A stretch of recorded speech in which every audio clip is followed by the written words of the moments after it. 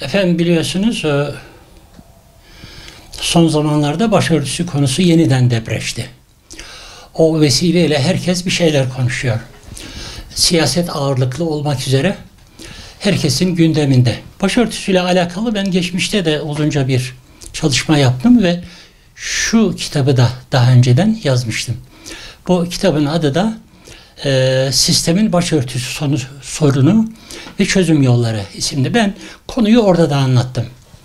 Şimdi başörtüsü İslam inanç sisteminde Müslüman kadınların bir kıyafet olarak kullanmaları gerekli bir kıyafettir. Nisa suresinin 31. ayetinde çok açık bir şekilde kadınlara da söyle, onlar başörtülerini yakalarının üzerine salsınlar diyor. Bu ayet-i kerimeye göre Müslüman olduğunu söyleyen ve inancını yaşama arzusunda olan bir bayanın başörtüsünü kullanma mecburiyeti var. Bununla alakalı biliyorsunuz Anayasamızın 136. maddesinde Diyanet İşleri Başkanlığı diye bir kurum oluşturuldu. Bu kurumun Teşkilat Kanunu'nun 5. maddesinde Din İşleri Yüksek Kurulu oluşturuldu. Din İşleri Yüksek Kurulu da Müslümanların problemleriyle alakalı, inanç ve ibadetleriyle alakalı ortaya çıkan problemlerle ilgili incelemeler, araştırmalar yapıp bir nevi fetva vermek, bir rapor sunmak. Bu Din İşleri Yüksek Kurulu'nun da geçmişte verdiği 2 adet kararı var başörtüsü problemiyle alakalı. Mesela 1980 yılında 77 numaralı kararla inancını yaşamak isteyen kadınların başörtüsü takmak zorunda olduğunu, yani başörtünün İslam inancının bir gereği olduğunu açıkça yaptığı araştırmalardan, incelemelerde, uzunca bir incelemeden sonra kaynaklarıyla beraber oluşturduğu raporda belirtmiş. Yani objektif kurallara göre başörtü takmak Müslüman kadının bir tabii hakkıdır. Anayasamızın temel hak ve özgürlükler adlı çok önemli maddeleri var. Temel hak ve özgürlükler arasında diyelim ki 17. maddesinde ve 24. maddesinde inanç ve ahlaki değerlerle, onlara verilecek olan kıymetle ve onların korunmasıyla alakalı hükümler ihtiva ediyor. Yani kişi istediği inanca sahip olmaya, inanç ve ahlaki değerlerini gerektiği zaman değiştirmeye, gerektiği zaman inancının gereklerini ifa etmeye hak ve yetkilidir diyor. Anayasanın 24. maddesini açtığımız zaman 1. fıkrasında çok açık olarak bu belirtiliyor. Uluslararası sözleşmelerde bu durum nasıl? Bildiğiniz gibi anayasamızın 90. maddesinde usulüne göre Türkiye Büyük Millet Meclisi'nde gereken incelemelerden sonra, belli prosedürden sonra kabul edilmiş bulunan uluslararası sözleşmeler Türkiye'de kanun hükmündedir. Ve iç kanunlarla çelişmesi halinde uluslararası sözleşme hükümleri geçerlidir. Yani ülkemizde anayasadan sonra uluslararası sözleşmeler 2. derecede hüküm ihtiva eden kanun maddeleridir. Ve bu uluslararası sözleşmelerin anayasaya aykırılığı sebebiyle iptaliyle ilgili bir dava açılamaz. Hüküm açık. 90. madde hükmü açık. Şimdi bu maddeye göre ülkemizde kanun hükmünde geçerli ve hatta iç kanunların tümünün üzerinde geçerli bulunan uluslararası sözleşmeler bu konuda ne diyor? Şimdi ona bakalım. Bildiğiniz gibi 1948 yılında Birleşmiş Milletler İnsan Hakları Evrensel Bildirgesi diye bir bildirge ilan edildi. Ve bu bildirgeye imza atan devletlerin tümünde bu hükümler geçerlidir. Şimdi bu bildirgenin 18. maddesi çok açık bir biçimde bu temel hak ve özgürlüklerle alakalı hükümler ihtiva ediyor. Birleşmiş Milletler İnsan Hakları Evrensel Bildirgesi madde 18. Herkes düşünce, vicdan ve din özgürlüğüne sahiptir. Bu hak din ya da inanç değiştirme özgürlüğünü ya da inancını tek başına ya da topluca açık olarak ya da özel biçimde öğretim, uygulama, tapınma ve ayinlerle göstermek özgürlüğünü de kapsamı içine alır. Tapınma özgürlüğünü içerisine alır bu hak diyor. Tapınma demek fiili olarak başörtüsünü takmak demektir. Şimdi Avrupa İnsan Hakları Sözleşmesi, meşhur sözleşme var. Buna da bu 1950 yılında çıkartılan bir sözleşme. Buna da biz imza attık. Bunun 9. maddesi de bu demin ki okuduğum 18. maddeyi teyiden diyor ki her şahıs düşünce, madde 9, her şahıs düşünce, vicdan ve din hürriyetine sahiptir. Bu hak din veya kanaat değiştirme hürriyetini ve alenen veya hususi tarzda ibadet, ayin veya öğretimini yapmak suretiyle tek başına ya da toplu olarak dinini veya kanaatini açıklamak özgürlüğünü içerir. Şimdi bu iki sözleşme çok açık bir biçimde kişinin inancı bulunan başörtünün, inancının gereği bulunan başörtü ibadetini fiili olarak yerine getirmesinde tabii bir hak ve bir özgürlük alanı içerisinde bulunduğunu teyiden gösteren uluslararası sözleşme maddeleri. Başka hangi maddeler var? Bakalım. 1966 yılında kişisel ve siyasal haklara ilişkin uluslararası sözleşme diye bir sözleşmeyi biz bulduk ve imzaladık.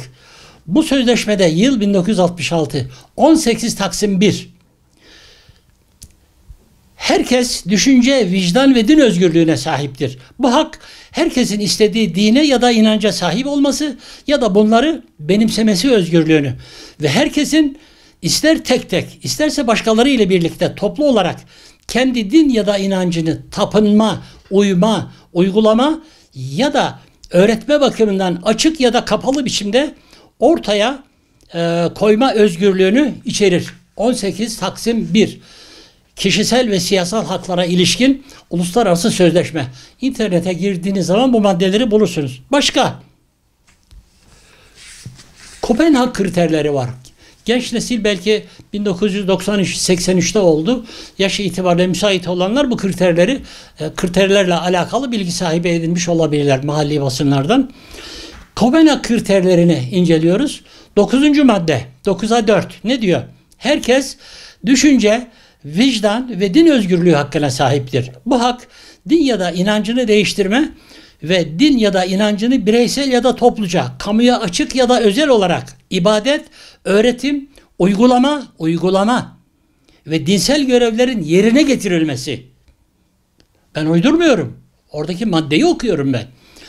Bu yollarla dışa başvurma özgürlüğünü içerir. Bir ilave madde var.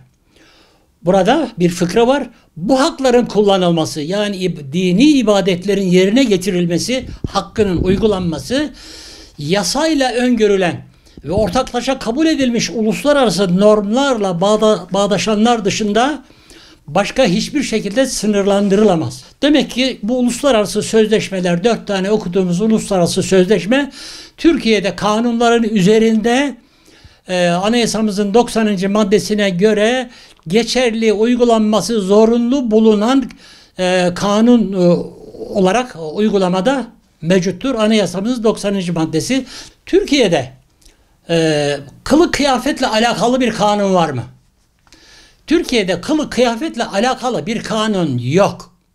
Kılık kıyafet kanunu diye bir kanun yok. Türkiye'de 3 tane kanun var. Birisi öğrencilerle alakalı YÖK Ek 17. maddesi. Onu arz edeyim. YÖK Ek 17. maddesi diyor ki yürürlükteki kanunlara aykırı olmamak kaydıyla yüksek öğretim kurumlarında kılık ve kıyafet serbesttir diyor. Şimdi yürürlükteki kanunlara atfetmiş. Yürürlükteki kanunlar ne diyor? Bakınız, yürürlükte kılık kıyafetle alakalı 2 kanun vardır. Bu kanunun birisinin adı şapka iktisağı giyilmesi hakkında kanun. 1925 yılında çıkartılmış bir kanun. Ve birisi de 1932 yılında çıkarılmış bazı kisvelerin giyilemeyeceğine dair kanundur. Bu 2 kanunun dışında kılık kıyafetle alakalı hiçbir kanun yoktur. O zaman şapka iktisağı hakkındaki kanun ne diyor? Bu 2 kanun da inkılap kanunları arasında anayasamızın 174. maddesi ile teyit edilmiş kanunlardır. Ne diyor? Ne diyor? 1925 yılındaki şapka iktisağı hakkındaki kanun. Madde 1. Türkiye Büyük Millet Meclisi azaları ile idare-i umumiye ve hususiye ve mahalliyeye ve bilumum müessesata mensup memurin, yani erkek memurlar, in eki erkek memurları kapsıyor ve müstahdemin ve erkek müstahdemler, yani hizmetliler, Türk milletinin iktisa etmiş olduğu şapkayı giymek mecburiyetindedirler. Yani bütün memurlar, Cumhurbaşkanından Türkiye Büyük Millet Meclisi azaları dahil olmak üzere en üst düzeydeki, en alttaki hademesine varana kadar tüm kamu görevlileri şapka giymek zorundadırlar diyor. Erkek memurlar şapka giymek zorundadırlar diyor şapka kanunu. Bu kanunun bayanlarla, kılık kıyafetiyle, başörtüsüyle hiçbir alakası yok. Peki bu kanun ülkede geçerli mi? Şu anda inkılap kanunları adı altında geçerli ama hiç uygulanmıyor. Bugün adliyesinden, idaresinden, validir, kaymakamdır, hakimdir, savcıdır, kim gelirse üstüne Cumhurbaşkanından en aşağıya kadar Büyük Millet Meclisi azaları dahil olmak üzere bu kanunu ihlal ediyorlar. Anayasanın bu maddesini ihlal ediyorlar. Ama bu uygulamaya karşı bir müeyyide, bir cezai müeyyide var mı? Yok. Peki bu bayanların başörtüsünü ilgilendiriyor mu? Yok. Peki başka kanun var mı? Demin söylemiştik. Bazı kisvelerin giyilemeyeceğine dair kanun diye bir kanun vardı. Bu da demin 32 dedim 1934 yılında kabul edilmiş bulunan inkılap kanunları arasındaki kanundur. Bu kanun da din adamlarıyla alakalıdır. Sair vatandaşlarla, bayan ve erkeklerle alakalı değil. Sadece din adamlarının kıyafetleriyle alakalıdır. O da şöyle diyor. Madde 1. Bazı kisvelerin giyilemeyeceğine dair kanun madde 1. Hangi dine ve mezhebe mensup olurlarsa olsunlar, ruhanilerin, yani din adamlarının mabet ve ayinler haricinde, Müslümanlar için mabet cami oluyor haricinde, mabet ve ayinler haricinde ruhani kisve taşımaları yasaktır. İkinci paragrafı fıkra 2. Hükümet her din ve mezhepten münasip göreceği yalnız bir ruhaniye, mabet ve ayinler haricinde dahi ruhani kıyafetini taşıyabilmek için muvakkat müsaadeler verebilir. O zaman din adamları cübbelerini camilerde ibadet sırasında giyebilirler ya da cami dışında diyelim ki bir cenaze namazı kıldırıldı vesaire vesaire falan, o tip hallerde dini ibadetleri vesilesiyle o esnada giyebilirler. Cübbelerini ve sarıklarını sokaklarda bunun dışında giyemezler. Ancak hükümet her dinden bir kişiye, mesela Diyanet İşleri Başkanı'na muvakkat olarak, geçici olarak müsaade edebilir. Her dinden diyelim ki papazlara ya da hahamlara, ki uygulamada böyle papa, başhaham ve Diyanet İşleri Başkanı bu dini giysilerini serbest hayatlarında da sokakta vesaire giyebilirler. Peki bu kanunun kadınların kıyafetleriyle bir alakası var mı? Hiç alakası yok. O zaman nereden çıkıyor bunlar? Hep siyaset yapılıyor, muhalefet yapılıyor, ideolojik mücadeleler içerisinde hep arkadan dolanarak bu inanç ve ahlaki değerlerimizin gerektirdiği bulunan kadının başörtü takma hürriyetini ihlal etmek için bunlar kıvırtırmalar yapılıyor. Ki kim yaparsa yapsın, geçmişte en üstten en alta kadar hepsini gördük biz bunun. Hatta merhum Süleyman Demirel'e varana kadar efendim rektördür mesela, Kemal Alemdaroğlu bir takım kişilerdir. Kılık kıyafet kanunu vardır. Böyle bir kanun varken biz bunu uygulayamayız. Biz buna aykırı işlem yapamayız. Ben şimdi size kanunları okudum. Uluslararası sözleşmeleri okudum. Anayasanın maddelerini okudum. O zaman kişinin temel hak ve özgürlükleri arasında bulunan inancını, gereğini yerine getirebilme hakkını siz nasıl alırsınız? Mesela 17. madde çok açık olarak diyor ki kişinin hak ve ödevleri, 2. bölüm madde 17. Herkes yaşama, maddi ve manevi varlığını koruma ve geliştirme hakkına sahiptir diyor. Mesela madde 24. Ne diyor burada? Herkes vicdan, dini inanç ve kanaat hürriyetine sahiptir diyor. Şimdi bunu ben şu tekliflerle sonuçlandırmak istiyorum. Anayasamızda inancının gereği bulunan ibadetini yapar gibi bir madde yok. Uluslararası sözleşmelerde okuduk. Hem dördünde de var. Toplu veya ferdi, açık ya da özel alanlarda inancının gerektirdiği muameleleri, tapınmayı, ibadetleri, kılık, kıyafetleri vesaireleri yapmaya, yaşamaya hakkı vardır diyor. Uluslararası sözleşmelerde bu var ama anayasamızın 24. maddesinde yok. Yani inancının gereği bulunan tapınma, uygulama ve yaşam biçimini buna göre ayarlama temel haklarını da bu 24. maddeye eklemek lazım. Bunu yapmak için anayasanın bu maddesinde kurallarına göre bir anayasa değişikliği yapmak lazım. Mevcut iktidar bunu yapmaya şu anda gücü yeter mi? Çoğunluk olarak yetmeyebilir belki ama diğer partilerden ne kadar destek olur bilmiyorum. Anayasa üzerine değişiklik bugünlerde maddemizde yok ama böyle bir şeyin anayasa değişikliği sırasında gündeme getirilmesinde yarar var. Uluslararası sözleşmeler imzalandıktan sonra hemen arkasından bütün bu sözleşmelerden sonra Türkiye'de bir kanun yapma faaliyeti var. Yani İstanbul Sözleşmesi'ni imzaladılar, uluslararası sözleşme. Arkasından 6284 sayılı kanunu çıkardılar. Kasım ayında, 2011 Kasım ayında İstanbul Sözleşmesi'ni imzaladılar. 2012'nin Mart ayında da 6284 sayılı iç kanunu çıkardılar. Bu uluslararası sözleşmenin uygulaması sadedinde. Bütün devlet kurumları bu kanuna göre kendi içinde genelgelerini, yönetmeliklerini vesairelerini ayarladı. Bütün ülkedeki resmi kurumlar buna göre çalışıyor.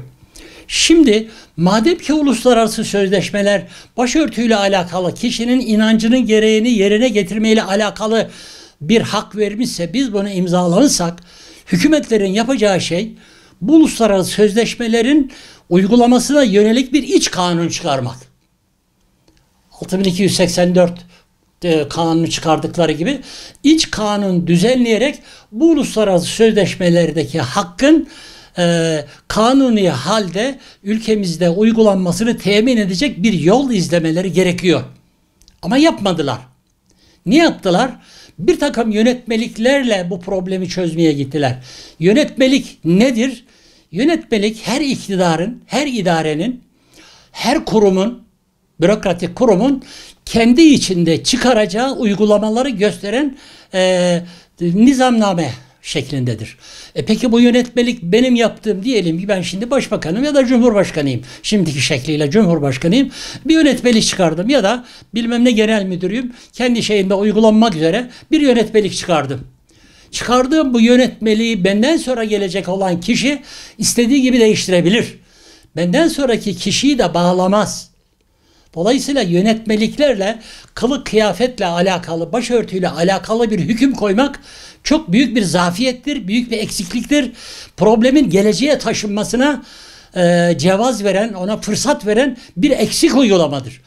Benim öteden beri yazılarımda, konuşmalarımda söylediğim şu: sayın iktidarımız bu hakkı kullanmak üzere bir takım yerlerde yönetmelik çıkardılar.